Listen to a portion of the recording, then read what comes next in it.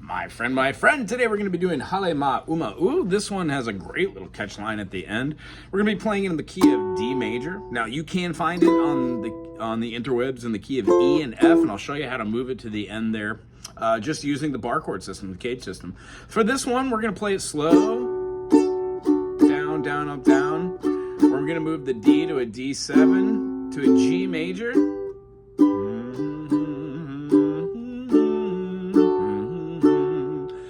Play either a bar chord B7, or we're going to take what looks like the E minor and just move every finger down. That also gets us a B7. How fun. E dominant 7, A dominant 7, to the D major again. Those are the chords, and we're going to do the intro and the little turnaround, one and the same. E7, A7, back to D7 or D. Again, E7, A7, back to D. The rhythm and the feeling has this Ika, Ika, Nanea, O Halema'uma'u, Meke Hakula.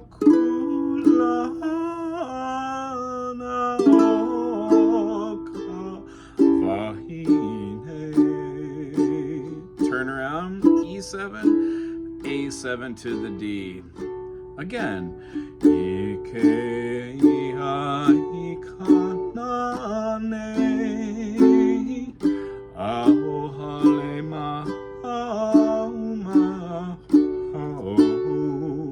B7.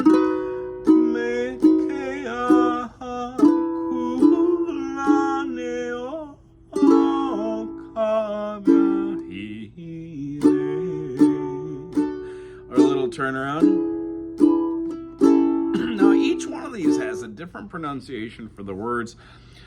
In the little songbook I have, there's a bar underneath or above a word. Now that means to stress the vowel or the consonant. As we know in Olelo, if you're not a native speaker, the tendency to want to use your natural tongue will fall in. So the idea is when you see most of these that have a single bar underneath your pronunciations, that means to give it a nice loud version of that. If you see a double bar, that means to hold it out a little bit longer than normal. So at the end of the phrasing, what we see here from the He ali'i nui oe, the oe, O-E at the end that turns into that D7 is a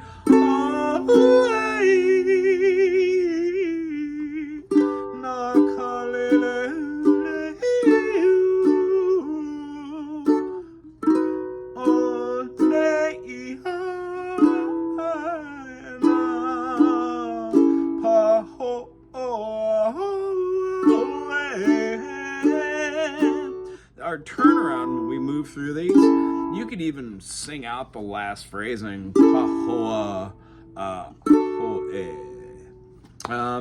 Each verse is beautiful. I want to just skip down to the fourth verse and try to play that one out, and hopefully you'll play along with me. The words are Ahina ai mai, Ana kapu'ana. When we go to the B7, Ike ia ka nane over the E dominant, na nai. And then oe Halema'uma'u, and that's the ending. And then when we repeat that, we do the E7 for the A7, aho o Halema'uma'u. I hope this adds a little foundation to your playing, strumming pattern, and try to fill these out. I'm gonna go slow enough. Remember, you can always take any of these and move them up. So maybe we can try doing a quick modulation at the end of the last verse here. We would be playing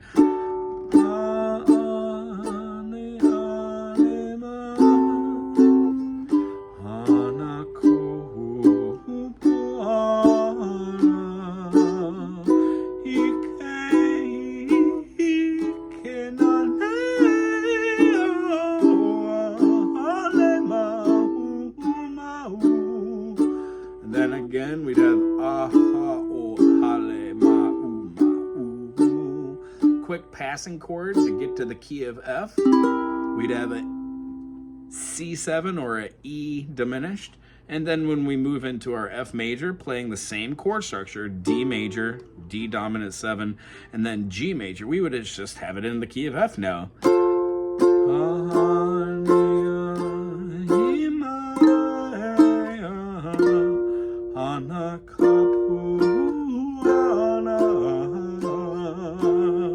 Our B7, you can play this, but that would leave an open note. So we would need to play something like this, and that's a big chord. So what I like to do is just move that bar chord that we had to right here. And it moves up just the same as you would if we were playing here and we didn't play the B7 and we played here. Well, now we're playing here.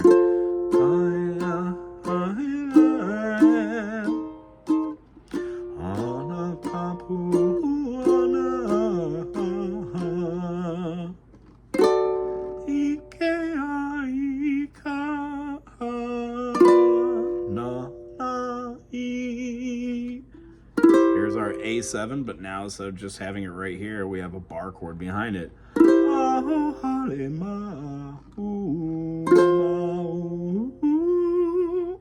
Our turnaround can still be played. E7, A7, and then a slide. What's fun about doing the modulation at the end, you can go and do a quick little ender, which is often fun in these. So the little note side takeaway, try to get as close as you can to the pronunciations. And then if you need, there are resources online for Lelo. And try and do the rhythm. And then after the modulation, go directly to the F.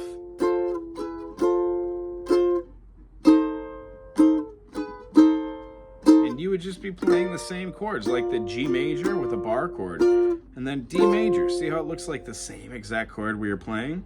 When we go to that B7, well, now we're here. So our B7 lies on the 5th fret.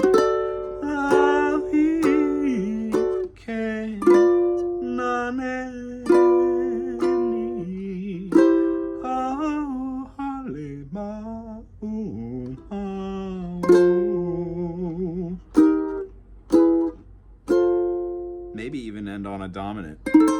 How fun. If you enjoyed this as much as I did, please put a thumbs up, put something cool in the comment section, and we'll see you for our next big old Hawaiian songbook adventure. Aloha.